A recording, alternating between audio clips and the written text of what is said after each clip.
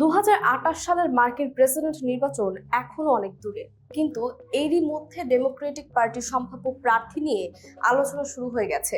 সেই আলোচনায় দ্রুত উঠে আসছেন নিউ ইয়র্কের কংগ্রেসউইমেন আলেকজান্দ্রিয়া ওকাসিও-কর্টেস, যিনি বিশ্বজুড়ে এওসি নামে পরিচিত। মাত্র 36 বছর বয়সেই মার্কিন রাজনীতিতে শক্ত অবস্থান তৈরি করেছেন এওসি। অর্থনৈতিক বৈষম্য, সবার জন্য স্বাস্থ্য সেবা, শ্রমজীবী মানুষের অধিকার ও জলবায়ু পরিবর্তনের মতো ইস্যুতে তার অবস্থান স্পষ্ট। গাজা ইসরায়েলের সামরিক অভিযানকে তিনি গণহত্যা হিসেবে উল্লেখ করেছেন। একই সঙ্গে ইসরায়েলকে মার্কিন সামরিক সহায়তা বন্ধের পক্ষেও অবস্থান নিয়েছেন। সম্প্রতি শিকাগো বিশ্ববিদ্যালয়ে এক বক্তব্যে এওসি বলেন, তার উচ্চাকাঙ্ক্ষা কোনো পদ, উপাধি কিংবা ক্ষমতার চেয়ার পাওয়ার মধ্যে সীমাবদ্ধ নয়। তিনি যুক্তরাষ্ট্রকে পরিবর্তন করতে চান। এই বক্তব্যের পর 2028 সালের প্রেসিডেন্ট নির্বাচনে তার সম্ভাব্য প্রার্থিতা নিয়ে জল্পনা আরও বেড়েছে। যদিও এওসি এখনো প্রার্থিতা ঘোষণা করেননি, সম্ভাবনাটিও সরাসরি নাকচ করেননি। এওসির রাজনৈতিক উত্থান ছিল বেশ চমকপ্রদ। 2018 সালে মাত্র 28 বছর বয়সে তিনি চ্যালেঞ্জ জানান নিউ ইয়র্কের প্রভাবশালী ডেমোক্রেট নেতা জো ক্রাউলিকে। ক্রাউলি তখন দীর্ঘদিনের কংগ্রেস সদস্য এবং দলের ভেতরেও ছিলেন শক্তিশালী অবস্থানে। বিপরীতে এওসির হাতে ছিল না বড় অর্থের প্রচারণা কিংবা প্রতিষ্ঠিত রাজনৈতিক নেটওয়ার্ক। তৃণমূল কর্মী, স্বেচ্ছাসেবক ও সাধারণ ভোটারদের উপর নির্ভর করেই তিনি প্রচার চালান। শেষ পর্যন্ত ডেমোক্রেটিক প্রাইমারিতে 57.5% ভোট পেয়ে ক্রাউলিকে হারিয়ে দেন তিনি। এরপর সাধারণ নির্বাচনেও জয় পান এওসি। 2019 সালে জানুয়ারিতে মাত্র 29 বছর বয়সে প্রতিনিধি পরিষদের শপথ নিয়ে ইতিহাসের সর্বকনিষ্ঠ নারী কংগ্রেস সদস্য হন। সে জয় তাকে রাতারাতি জাতীয় রাজনীতির পরিচিত মুখে পরিণত করে। এওসি জনপ্রিয়তার বড় কারণ তার রাজনৈতিক অবস্থান।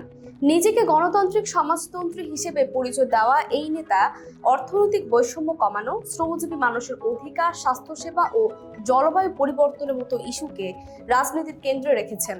2019 সালে সিনেটর এড মার্কির সঙ্গে তার উত্থাপিত গ্রিন নিউ ডিল প্রস্তাবও তাকে ব্যাপক পরিচিতি দেয়। পরিচ্ছন্ন জ্বালানিতে বিনিয়োগ, গ্রিনহাউস গ্যাস নিঃসরণ কমানো, কর্মসংস্থান সৃষ্টি ও অর্থনৈতিক বৈষম্য মোকাবিলার মতো বিষয় ছিল এর মূল লক্ষ্য। সামাজিক যোগাযোগ মাধ্যমেও এওসি অত্যন্ত প্রভাবশালী। বিপুল সংখ্যক অনুসারীর কারণে প্রচলিত রাজনৈতিক প্রচারণার বাইরে সরাসরি তরুণ ও প্রগতিশীল ভোটারদের কাছে নিজের বক্তব্য পৌঁছে দিতে পারেন তিনি। সম্প্রতি নিজের ডিম্বাণু সংরক্ষণের কথাও প্রকাশ্যে জানিয়েছেন এওসি। নারীর পরিবার পরিকল্পনা, প্রজনন, স্বাস্থ্য ও পেশাগত জীবনের ভারসাম্য নিয়ে আরও খোলামেলা আলোচনা প্রয়োজন বলেও তিনি মনে করেন। তবে জনপ্রিয়তা থাকলে প্রেসিডেন্ট নির্বাচনের পথ সহজ হবে না। এওসি প্রার্থী হলে ডেমোক্রেটিক প্রাইমারিতে তাকে কমলা হ্যারিস, পিট বুটিগিগ, ক্যালিফোর্নিয়ার গভর্নর গ্যাভিন নিউসম, জর্জিয়ার সিনেটর জন অসফ কিংবা কংগ্রেসম্যান রো খান্নার মতো পরিচিত নেতাদের সঙ্গে লড়তে হতে পারে। তাদের কারো জাতীয় প্রশাসনিক অভিজ্ঞতা রয়েছে, কেউ দলের মধ্যপন্থী, ভোটারদের কাছে বেশি গ্রহণযোগ্য, আবার কেউ দীর্ঘদিন ধরে জাতীয় রাজনীতির গুরুত্বপূর্ণ অংশ। এওসির জন্য সবচেয়ে বড় চ্যালেঞ্জ হতে পারে নিজের প্রগতিশীল ভোট ব্যাংকের বাইরে সমর্থন তৈরি করা। বিশেষ করে কৃষাঙ্গ ভোটারদের সমর্থন ডেমোক্রেটিক প্রাইমারিতে অত্যন্ত গুরুত্বপূর্ণ। তরুণ ও প্রগতিশীল ভোটারদের মধ্যে জনপ্রিয়তা থাকলেই প্রেসিডেন্ট হওয়ার দৌড়ে এগিয়ে যাওয়া সম্ভব নয়। তাকে শ্রমজীবী, কৃষাঙ্গ এবং মধ্যপন্থী ডেমোক্রেট ভোটারদের কাছেও গ্রহণযোগ্য হতে হবে। এওসিকে নিয়ে বামপন্থীদের মধ্যেও এখন কিছুটা বিতর্ক রয়েছে। তাদের একটি অংশ মনে করছে, কংগ্রেসে দীর্ঘদিন ধরে কাজ করার পর এওসি ধীরে ধীরে ডেমোক্রেটিক পার্টির মূল ধারার কাছাকাছি চলে যাচ্ছেন। দলের প্রবীণ নেতাদের সঙ্গে তার ঘনিষ্ঠতাও সেই বিতর্ককে বাড়িয়েছে। তবে গাজা ইস্যুতে তার অবস্থান এখনো দলের অনেক মধ্যপন্থী নেতার তুলনায় কঠোর। ইসরায়েলকে সামরিক সহায়তা বন্ধের পক্ষে তার অবস্থান প্রগতিশীল ও ফিলিস্তিনপন্থী ভোটারদের মধ্যে তাকে জনপ্রিয় রেখেছে। আবার একই অবস্থান মধ্যপন্থী ভোটারদের কাছে তার গ্রহণযোগ্যতার জন্য চ্যালেঞ্জও হতে পারে। এওসির সামনে আরেকটি বড় প্রশ্ন তার নারী পরিচয় ও বয়স। হিলারি ক্লিনটন ও কমলা হ্যারিসের পরাজয়ের পর ডেমোক্রেটিক পার্টির ভেতর প্রশ্ন উঠেছে, যুক্তরাষ্ট্রের ভোটাররা একজন নারীকে প্রেসিডেন্ট হিসেবে নির্বাচিত করতে কতটা প্রস্তুত। এওসি অবশ্য হিলারি বা কমলার মতো প্রতিষ্ঠিত নেতৃত্বের প্রতিনিধি নন।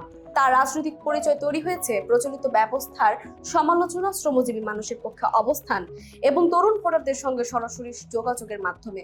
তার সামনে তাই বড় সুযোগের পাশাপাশি বড় ঝুঁকিও রয়েছে।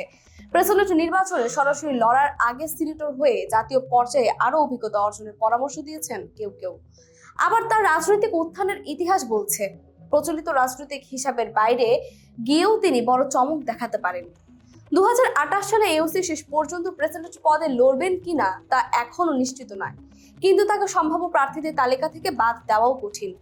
কারণ 28 বছর বয়সী প্রভাবশালী এক কংগ্রেসম্যানকে হারিয়ে জাতীয় রাজনীতিতে উঠে আসা এই তরুণ নেতার জনপ্রিয়তা এখন শুধু নিউ ইয়র্কে সীমাবদ্ধ নেই। হোয়াইট হাউসের পথে এওসি শেষ পর্যন্ত হাঁটবেন কিনা সেই সিদ্ধান্ত তার। তবে 2028 সালে ডেমোক্রেটিক রাজনীতিতে তার নাম যে বড় এক সম্ভাবনা হিসেবে ইতোমধ্যেই জায়গা করে নিয়েছে তা স্পষ্ট।